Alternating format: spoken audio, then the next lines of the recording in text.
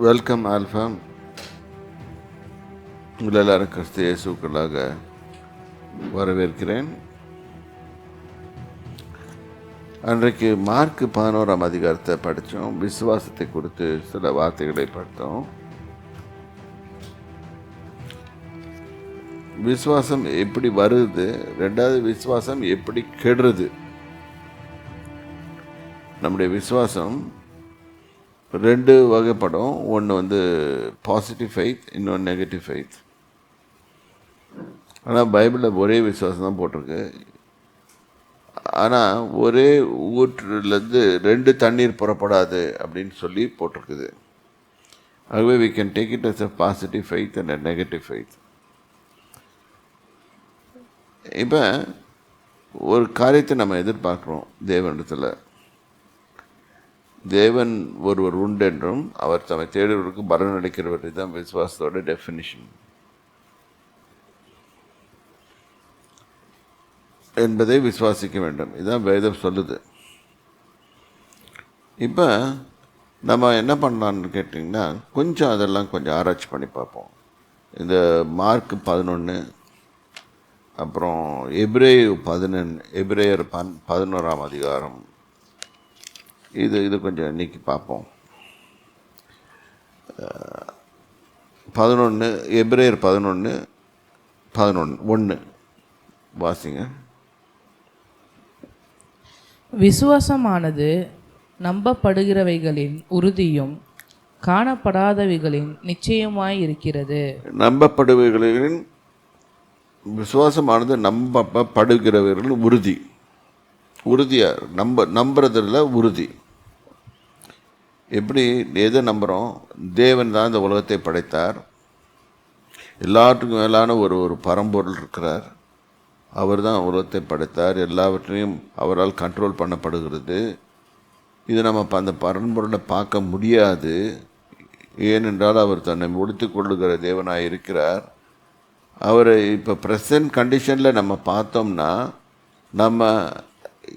நம்மளுக்கு ஆபத்து வரும்.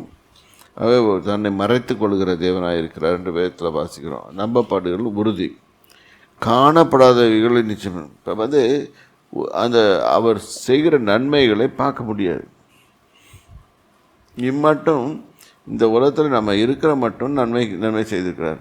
இப்போ நிறைய பேர் சொல்லுவாங்க, இந்த வியாதி வருது, வேதனைகள் வருது, இது சமயத்தில் நம்ம போயிடுவோம் அப்படின்லாம் சொல்லுவாங்க.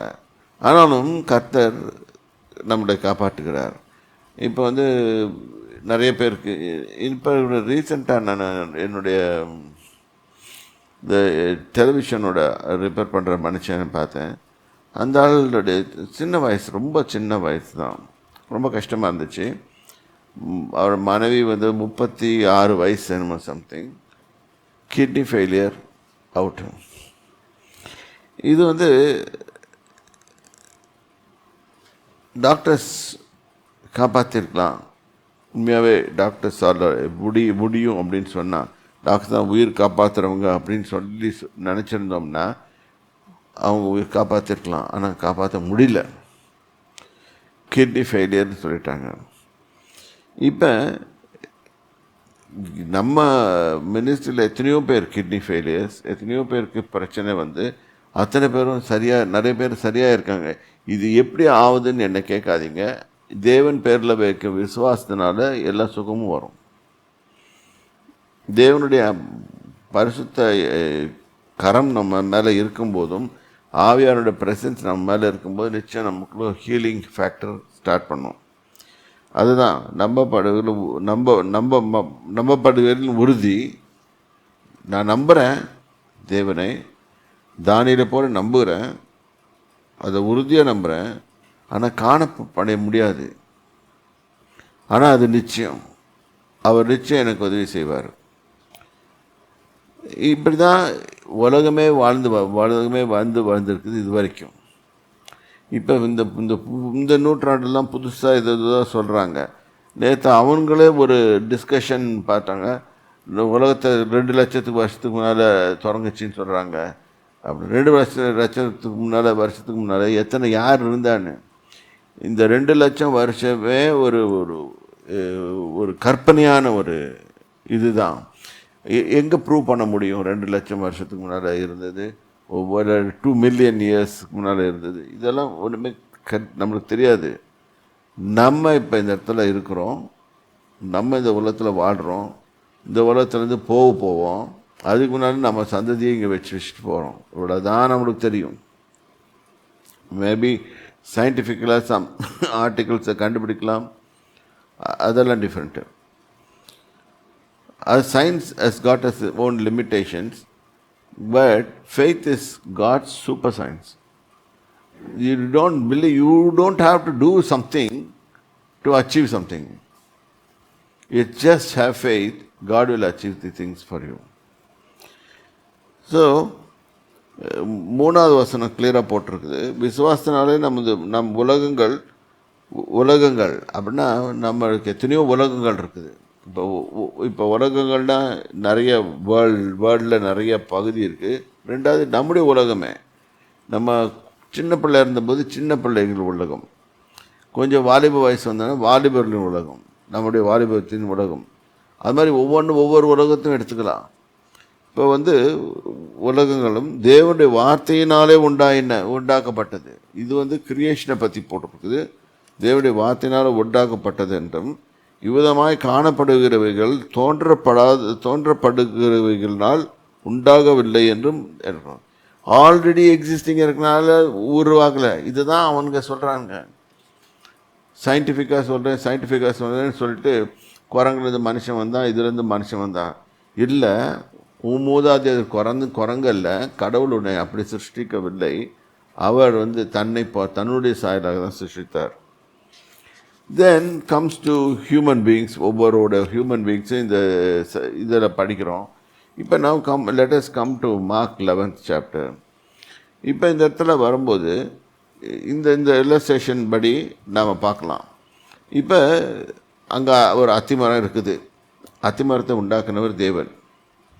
இப்போ இது கிரியேட்டர் அந்த பக்கமாக வர்றார். அதில் கனி இல்லைன்னு தெரியும் அவருக்கு.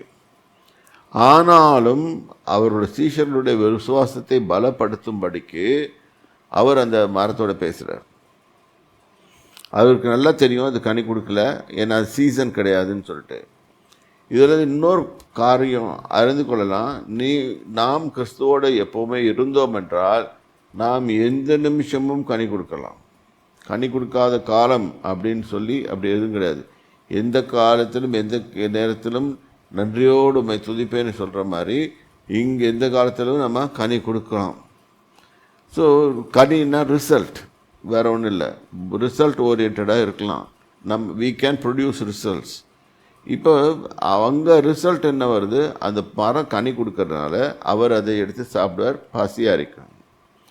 இதுதான் அங்கே ரிசல்ட்டு. ஆனால் அங்கே இடத்துல கனி காணக்கப்படவில்லை. உடனே அவர் என்ன செய்கிறாரு? இதுலேருந்து தேவன் ஒரு இது கொடுக்குறாரு. என்ன கொடுக்குறாரு? ஒரு demonstration. How a power it has got, your mouth has got a power, and the power can create and or destroy the thing சொல்லிட்டு. அப்போ ஒரு வார்த்தை சொல்கிறாரு, இனிமேலேருந்து உங்கள்கிட்ட ஒரு கனியும் சாப்பிடாது, ஒருவரும் சாப்பிடாது இருப்பார்கள் சொல்லிட்டு போய்ட்டுறாரு. இப்போ நம்ம என்ன பண்ணுவோம்?